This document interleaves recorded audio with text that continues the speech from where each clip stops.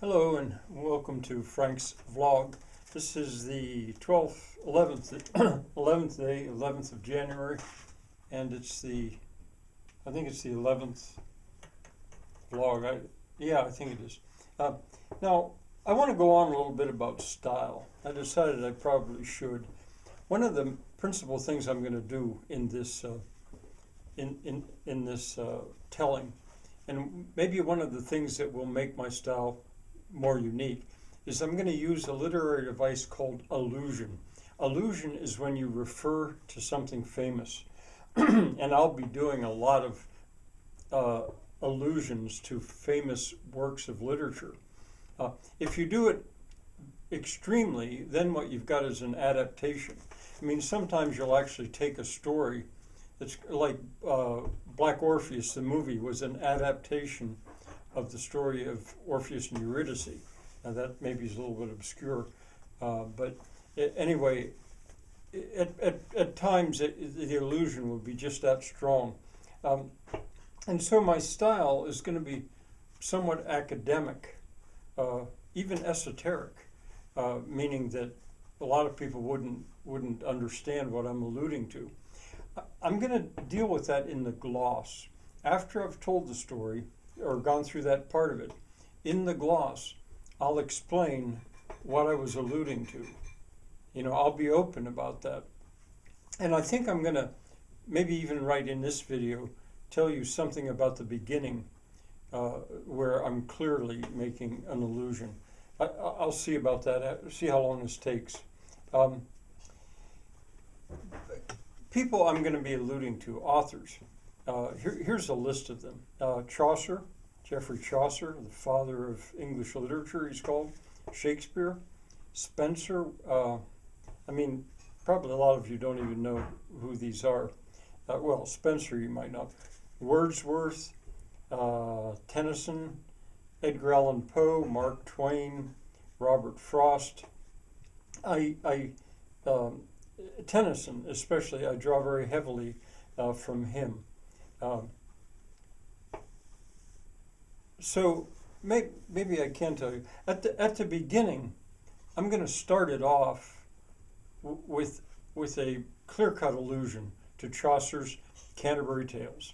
As a matter of fact, I'm going to start. It may sound a little bit like I'm not speaking English. I haven't decided which way I'll go with that.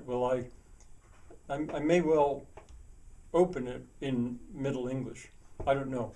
But and one of the reasons I'm doing that, see, I'm priming the pump. This time I'm telling you my purpose. Normally I would do this afterward in the gloss. I do that partly as a tip of a hat to the father of English literature, Geoffrey Chaucer and his Canterbury Tales. I use him later in various places within the work, but also because I want to bring it around at the very end. I would like to end the whole work with a quote from Geoffrey Chaucer, partly because I like his attitude of lightheartedness. So there you go. I've primed the pump. You can watch for that. Now, I'm also alluding very heavily to something else, but I think I'll wait until the first episode of the gloss to tell you what I'm doing there. Part of it. I'm not going to tell you all of it, because if I think that it would steal from the story, I won't tell you until later, so that you could still have some feeling of wonder. Where's this going to go? What's going to happen? I think the only other thing, well, pretty much after this video, I'll do a video about the dedication. That can be very short, I think. We'll see. I'll do a video about the table of contents, which again will probably be pretty short. I could make it very long, but I'll probably make that short. I might do both of them together, maybe I will. And then there'll be probably a day or two where I assemble the playlist, and then I'll start. So the one thing I wanted to tell you though is this idea of the oral tradition. That is different. I mean, there I'm making a break. I don't really know of a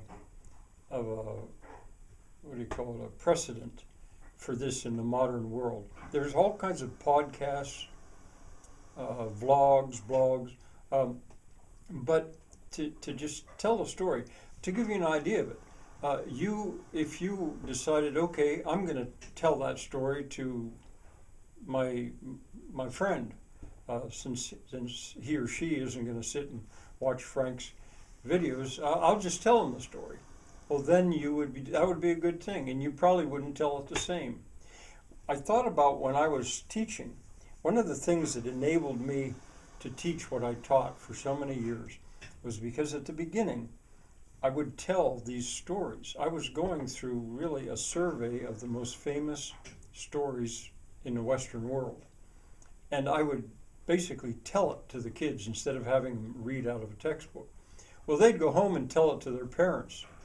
Their parents loved that, a lot of them, and they'd comment to the principal that was really, their kid was excited about these stories, and they kept taking them home.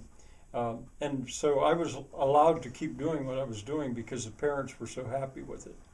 Well, I'd like to see that happen again in a way. I would just love it if you or anybody decided that they would try to tell the story of what I'm telling. That would truly be the oral tradition. And it would evolve away somewhat from what I've told. Okay, I think that's enough for now. Bye for now.